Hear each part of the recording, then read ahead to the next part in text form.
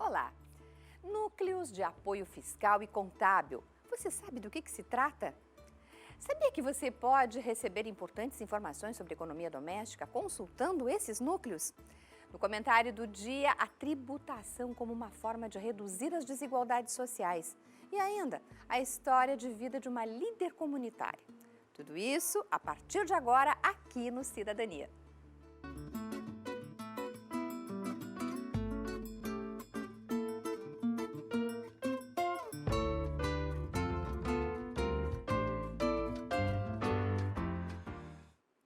Pois cada vez mais faculdades de administração e ciências contábeis criam grupos de alunos voltados à responsabilidade social.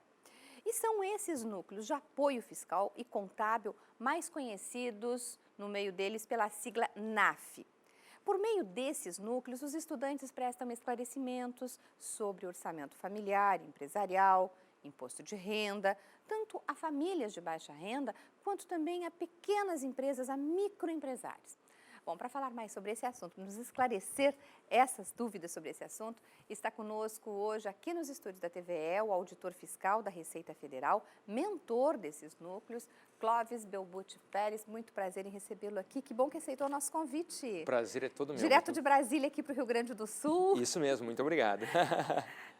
Clóvis, como é que funciona? Já que tu criaste, assim, né, a partir de quando foi concebido esses núcleos? O que possibilitou a criação dos Perfeito. NAFs? Olha, é uma ideia muito interessante até, porque é daquelas coisas que quando você olha para trás, você não acredita como que aconteceu, né? É uma ideia que, quando eu comecei a pensar nela, comecei a partir da minha vivência na Receita Federal, aqui como chefe da Receita em Canoas, e vivia o dia a dia a dificuldade que era atender pessoas com muita dificuldade de se comunicar com a Receita Federal. Pessoas com baixa instrução, com dificuldades, pessoas muito pobres às vezes, com grandes problemas para eles e que a Receita e que nós, como Estado, não conseguíamos às vezes dar a assistência que nós gostaríamos. Então lá em 2008, 2009, comecei a me deparar com essa situação e comecei a pensar como resolver isso. E ao estudar o sistema que havia nos Estados Unidos, que era um sistema de assistência por ONGs, me dei conta que nós tínhamos um sistema parecido no Brasil com as faculdades de Direito, com os núcleos de assistência jurídica. E aí pensei, por que não fazê-lo ou transplantar essa ideia para as faculdades de Ciências Contábeis? A odontologia, as odonto também Isso, realizam, normalmente faculdades como Psicologia, Direito, têm esses núcleos de prática jurídica e apoio social muito desenvolvidos. Mas, para minha surpresa, esses núcleos não existiam nas faculdades de Ciências Contábeis, nem aqui e nem em lugar nenhum do mundo. E aí nós começamos a fomentar o desenvolvimento deles através dessa ideia, ou seja, chamar um órgão como a Receita Federal a tentar fomentar nas faculdades, incentivar as faculdades a criar núcleos dessa natureza.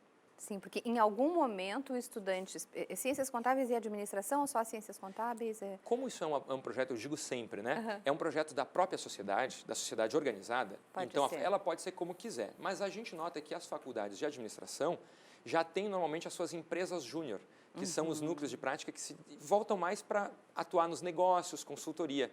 É na contabilidade que as pessoas às vezes têm dificuldades como um problema com CPF, com CNPJ, uma regularização, e ali ainda não existia esse tipo de atuação, nem do ponto de vista assistencial e nem dos alunos se juntando para estudar sistematicamente junto com o fisco. Faz quanto tempo isso? Os núcleos começaram, a ideia começou lá por 2008, 2009, mas nós começamos a implementar mesmo em 2010, 2011. O primeiro núcleo aconteceu aqui em Porto Alegre, nós fizemos um piloto, né? Foi uma ideia que começou ali com esse piloto meu aqui em Porto Alegre, na Faculdade São Judas Tadeu, em abril de 2011. Uau, e hoje estão em quantas faculdades? Olha, é uma alegria dizer isso. Hoje nós temos mais de 31 núcleos no Rio Grande do Sul, mais de 60 núcleos no país, e mais de 80 a 90 núcleos fora do país, na América Latina. Olha que maravilha. É impressionante. Isso. Claro que isso aconteceu também com o apoio de outras organizações, como eu digo sempre, né? É um projeto que eu digo toca o coração das pessoas. Então, né, as pessoas nas comunidades se envolvem, a faculdade se envolve e, felizmente, através do apoio dos nossos colegas na Receita Federal, dos colegas de Brasília também, né? Da nossa coordenação de educação fiscal, esses colegas atuaram junto ao Eurosocial, que é uma organização europeia, E essa organização atuou fortemente, apoiando na América Latina, porque eles veem esse projeto como um projeto de coesão social. Claro. Como é que, eu ia te perguntar antes, daí eu pulei um pouco para as faculdades, e como é que funciona esta parceria, Receita Federal e as faculdades de Ciências Contábeis? Perfeito. Eu até diria que a parceria, ou o apoio, né, como eu gosto de dizer, é até mais amplo. Não precisa ser só a Receita Federal. As receitas estaduais são parceiras, às vezes o SEBRAE é parceiro.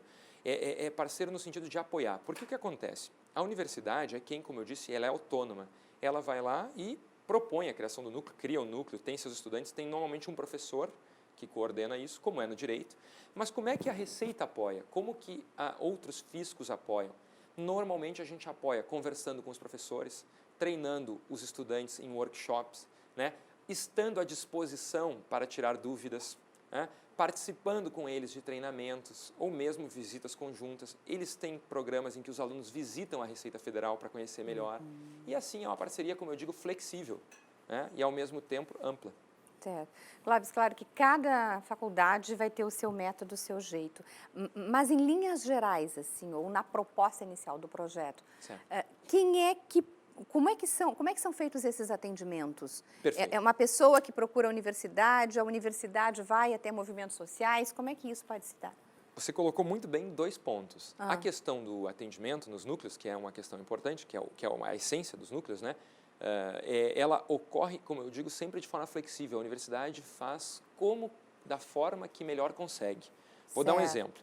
Tem uma universidade, por exemplo, lá na região da fronteira noroeste do estado, que é muito forte no atendimento de suas comunidades rurais ou das ONGs. Então, ela naturalmente recebe essas pessoas na universidade, a pessoa vem com uma dúvida, o aluno anota, preenche, não necessariamente responde na hora, estuda junto com o professor e depois responde. Já outras universidades, o professor decidiu fazer um atendimento mais proativo. Ele vai até a comunidade junto com os alunos ou ele envia o aluno numa tarefa lá na comunidade para atuar. Então, não há uma regra. Certo. Isso pode ser como uma tarefa, pode ser, por exemplo, um workshop, uma tarde, reunir pessoas e fazer esclarecimentos gerais? Isso, normalmente é um pouquinho mais estruturado. Normalmente a faculdade cria um horário. Um dia na semana, 1h30, no dia tal de noite, a faculdade fica aberta para atendimentos. Algumas faculdades fazem 3 vezes por semana isso, outras fazem 1 vez por semana. Varia de como ela tem condições, como que os alunos podem, né? E como que aquela comunidade vai dar a resposta. Certo.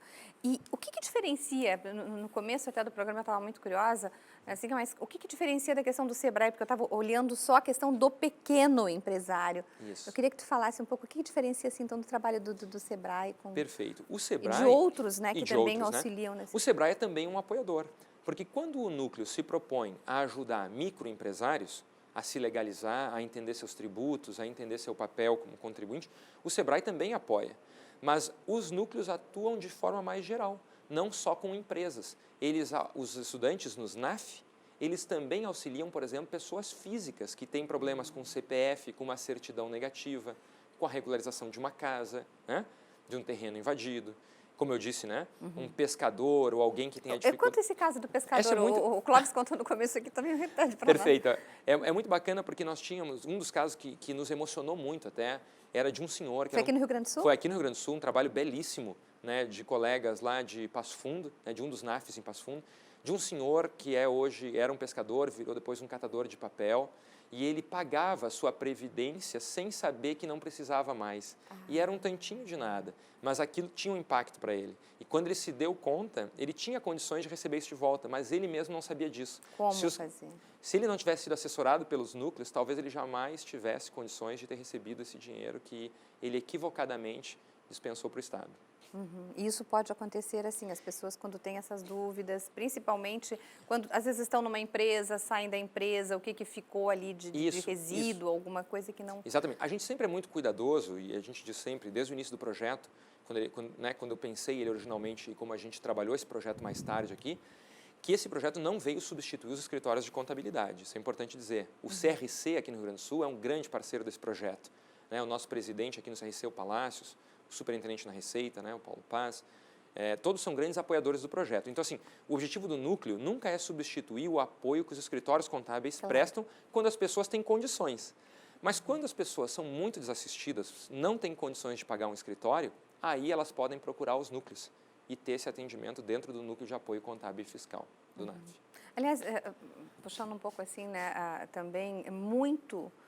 claro que tem pessoas que a gente geograficamente estão em áreas que realmente não têm acesso, muitas vezes questão de escolaridade, mas tu achas que a escola hoje, ela deixa um pouco lacunas, assim, que a gente não discute tanto as questões fiscais, que talvez, assim, nós, como cidadãos, nós poderíamos até melhorar se tivesse mais uma educação fiscal já na escola? Sem dúvida, eu acho que há espaço, sim, para uma educação moral, tributária, né, na escola, que poderia auxiliar nisso.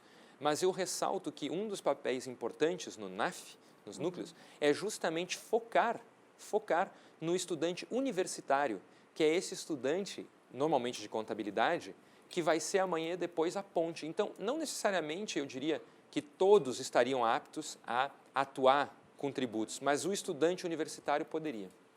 E como é que esses programas são divulgados nas comunidades, assim, também? As faculdades se apropriam dos veículos locais? Como é que faz? Vocês têm alguma orientação para eles? Perfeito. Temos trabalhado, a Receita Federal tem trabalhado, e eu gosto de dizer muito claramente, embora eu tenha sido o mentor do projeto, o idealizador do projeto inicialmente, hoje há um gerente para esse projeto, que é o colega Marlon, e ele, junto com os colegas da Educação Fiscal, estão fazendo um brilhante trabalho de profissionalizar. Então, cada vez mais, a própria Receita tem apoiado mais profissionalmente os núcleos. Mas cada faculdade faz essa divulgação como acha por bem. Então, algumas fazem mais próximo da comunidade com panfletos, outras põem nas mídias, outros simplesmente usam até a Receita Federal para divulgar quando possível. Aqui no Rio Grande do Sul, onde é que estão esses núcleos? Assim, pode-se dizer que estão nas regiões, nas diversas regiões aqui do... Pode-se dizer que está bastante espraiado, como nós dizemos aqui no Sul. Nós temos 31 núcleos em todas as regiões aqui do Rio Grande do Sul. Temos núcleos, os NAFs aqui. Passo Fundo eu já vi que sim. Isso, Porto Alegre, Passo Fundo, Santo Ângelo, Santa Maria, Ijuí, Cachoeirinha, Gravataí, todas, eu diria por todo o Rio Grande do Sul, né, Pelotas. É difícil de falar hoje de uma região onde não tenham NAFs nas faculdades de Ciências Contábeis aqui no Rio Grande do Sul. Então, quem tem alguma dúvida, que acha que não tem acesso, pode procurar junto a uma faculdade de Ciências Contábeis da sua região, que se tem o NAF, isso. Aí pode encontrar e se não como funciona, né? Perfeito, eu aposto que em muitas dessas faculdades vai haver, e se não há, vai ser uma boa opção para começar essa iniciativa na faculdade dessa pessoa onde não está. Porque eu tenho certeza que um projeto como esse, se não aconteceu ainda, é só uma questão de tempo para que os professores e os alunos entendam, se motivem e façam acontecer. E fora do Rio Grande do Sul, quando Existe em vários locais do país também. Mas agora estás em Brasília, levaste para a UNB, por exemplo? Sim, com certeza. Na UNB ele ainda não começou, mas ele já começou na Universidade Católica de Brasília, já começou na Universidade de Águas Lindas de Goiás, que é um local mais pobre, saindo um pouco do Distrito Federal, ainda em Goiás, e temos em Minas Gerais, em São Paulo, no Paraná, em Fortaleza, 3 núcleos em Roraima. Nossa. 3 núcleos em Roraima, um em Rondônia recentemente. Anteontem iniciou um núcleo em Vitória, no Espírito Santo. Então, assim, a todo momento essa experiência cresce no país. Projeto de ganhar prêmio, Clóvis. Então, nós chegamos lá, bem pertinho. Na verdade, quando eu iniciei esse projeto na Receita Federal, eu iniciei através de um concurso que existe interno na Receita Federal todo ano, esse ano tem de novo, chama Prêmio de Criatividade e Inovação. Nós tiramos o 2º lugar. Até hoje eu não concordo da gente não ter tirado o primeiro lugar. Mas a verdade é que nós tiramos... Mas quem tirou o primeiro também... Vai criar um núcleo agora aqui em Sorocaba. Vai criar um núcleo. Mas o que importa é que, não só lá, nós fomos finalistas entre os 20 primeiros do ENAP, que é o Prêmio de Inovação no Setor Público Brasileiro. Né? E, como eu disse, é um projeto hoje apoiado pelo Eurosocial, que é esse projeto inovador, esse projeto de coesão social da União Europeia. Olha só. Clóvis, alguma coisa a mais que a gente... Não, só tenho a agradecer a você e aos telespectadores pela oportunidade de podermos comunicar a ideia. Nossa, e nós darmos parabéns aí, né, também, o que nos resta agora. E, por favor, né, fique à vontade sempre a divulgar como é que anda esse projeto aí por todo o país, né, que é bem importante. Será um prazer. Principalmente muitos momentos em que as pessoas se sentem tão desassistidas, né, e poder ter acesso a programas como esse. É isso mesmo. Muito obrigado. Imagina. E a gente faz agora um breve intervalo e já voltamos aqui com Cidadania.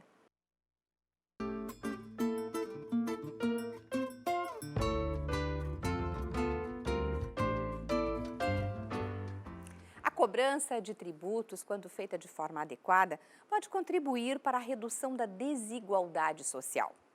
E é o que a gente vai ver agora no comentário do auditor fiscal Dão Pereira dos Santos.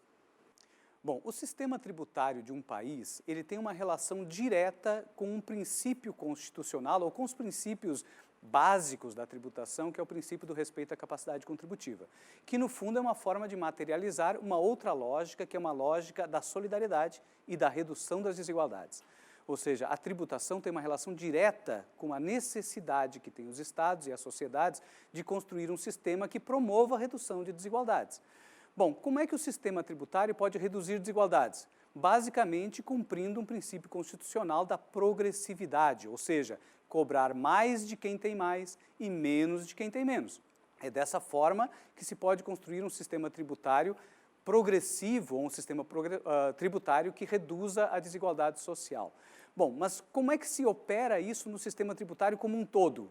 Ora, tem dois tipos de tributos, basicamente. São os tributos sobre patrimônio e renda, que são tributos diretos, e tributos sobre consumo, ou tributos indiretos. Quando eu tenho uma carga tributária muito pesada sobre o consumo e muito leve sobre patrimônio e renda, ela vai incidir mais sobre as baixas rendas, porque são as baixas rendas que são quase que totalmente gastas no consumo. E as altas rendas que se transformam parcialmente em riqueza, em propriedade, em patrimônio, são levemente tributadas.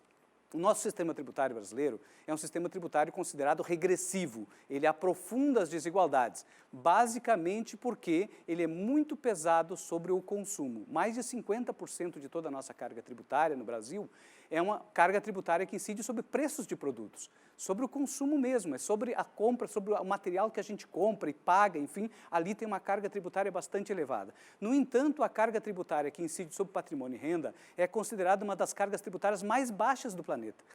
Por isso, o nosso sistema tributário acaba agredindo mais, onerando mais as classes mais baixas. O aperfeiçoamento do sistema tributário significa exatamente transferir grande parte da carga tributária que incide sobre o consumo e a renda, e principalmente a renda das pessoas mais pobres, mais baixas, né, para o patrimônio e a renda, ou seja, para a renda das classes mais ricas. Com isso, a gente converteria o nosso sistema tributário num sistema instrumento de justiça fiscal, num sistema de promoção da redução das desigualdades sociais no país. E dando continuidade à nossa série de histórias de líderes comunitários da Lomba do Pinheiro, Zona Leste aqui de Porto Alegre, nós vamos conhecer hoje Tavama Santos, ela que é diretora da Escola Municipal neste bairro. Meu nome é Tavama Nunes Santos, eu sou professora de História e atualmente eu sou diretora de uma escola pública aqui no bairro Lomba do Pinheiro, a Escola Afonso Guerreiro Lima. A minha história com o bairro Lomba do Pinheiro, ela é bastante antiga, eu moro aqui há mais de 20 anos e vim para esse bairro na busca de uma cidadania mais plena, de me livrar do aluguel, e encontrei aqui terra barata e pessoas muito a fim de melhorar as suas condições de vida. Desde o início, lá na década de 90, eu, junto com outros companheiros, fundamos o Conselho Popular da Lomba do Pinheiro, que congregou várias lutas da comunidade ao longo desses mais de 20 anos. Desde o emissário, centro cultural, escolas infantis, EJA, pavimentação comunitária. Então, nós estivemos à frente, junto com outras comunidades, com outras lideranças também aqui da região. Nosso bairro hoje possui 36 vilas. Então, eu sempre que possível estive junto com companheiros de luta aqui na região da Lomba do Pinheiro para melhorar as condições de vida da nossa comunidade. Atualmente, a gente está fazendo um curso de preparação e qualificação das lideranças comunitárias, onde a gente consegue aprimorar os conhecimentos em termos conceituais de política, de economia, de cidadania, para a gente dar uma renovada nessa galera que participa do movimento comunitário, para participar de uma forma mais qualificada, mais consciente. E uma das lutas bem importantes aqui do nosso bairro, e agora, na próxima semana, nós temos uma agenda bem importante, e eu quero daí conclamar a juventude das nossas vilas aqui, é a luta pelo Centro Cultural da Lomba do Pinheiro, resgatar essa obra importantíssima, uma obra que vai promover arte, cultura e esporte para toda a comunidade. Dado o recado. Você acredita que há brinquedos e brincadeiras próprias para meninos e para meninas de uma forma específica? Pois essa discussão tem crescido. Cada vez mais há aqueles que defendem que não é preciso haver essa separação.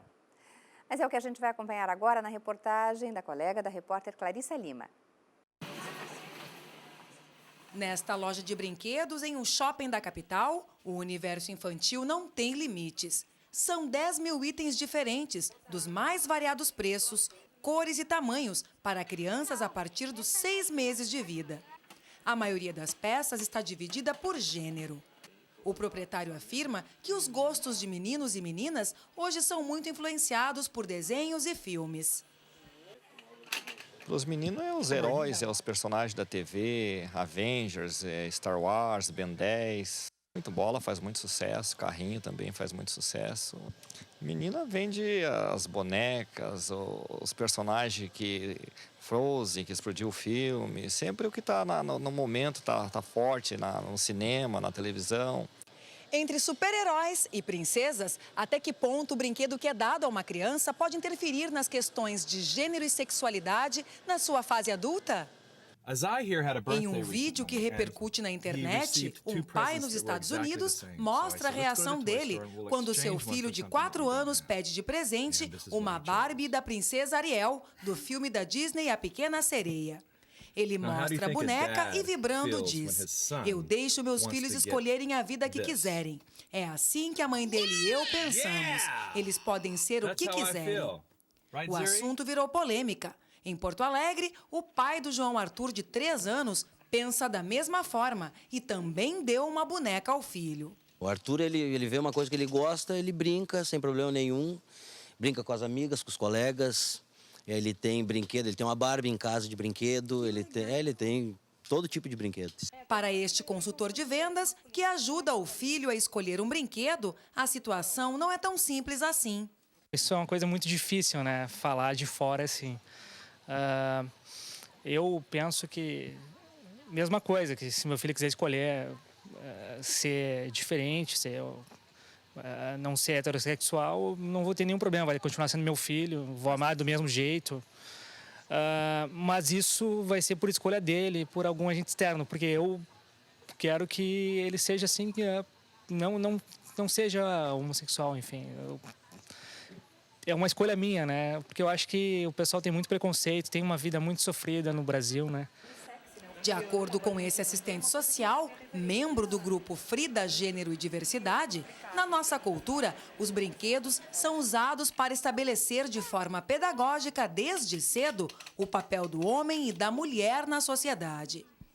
Quais os espaços que elas vão ocupar, seja o espaço doméstico ou espaço público, né, seja o cuidado da família ou o cuidado com o trabalho. Essas coisas elas são ensinadas através dos brinquedos, divididos por gênero. Ele também acredita que esses objetos não interferem na orientação sexual e que a diversidade de brincadeiras pode favorecer as relações familiares no futuro. Quando um menino brinca de boneca, ele acaba aprendendo a cuidar da família, ele acaba aprendendo a cuidar do espaço doméstico. Isso não é ruim, né? Pelo contrário, isso é produtivo.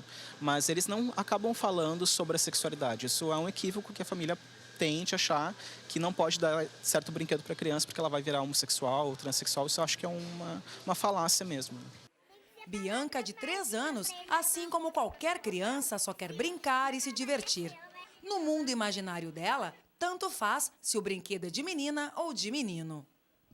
Eu acho que tem menino e menina e as crianças podem brincar de qualquer coisa. Tá aí, dado o recado, lançada a polêmica, vamos pensar um pouquinho mais sobre o assunto, né? E o Cidadania termina agora. Nós voltamos na próxima edição. Tchau e até lá.